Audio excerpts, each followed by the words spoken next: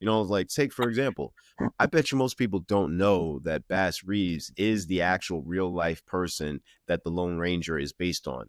So, and even that part, like I really like the idea of James Samuel making this movie and creating a space for people to go back and Hmm. find out who was Nat Love, who was Rufus Buck, who was Stagecoach Maris.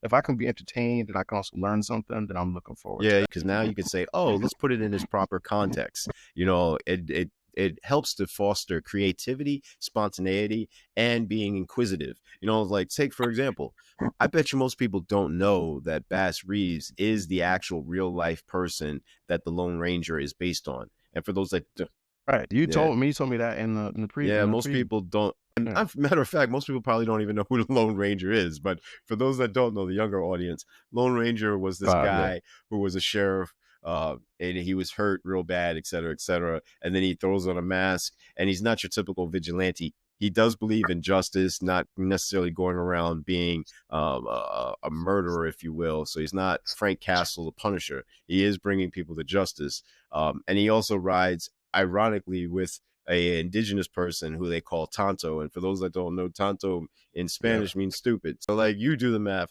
This is more propaganda in order to Mm, boost up this whole savior mm. complex.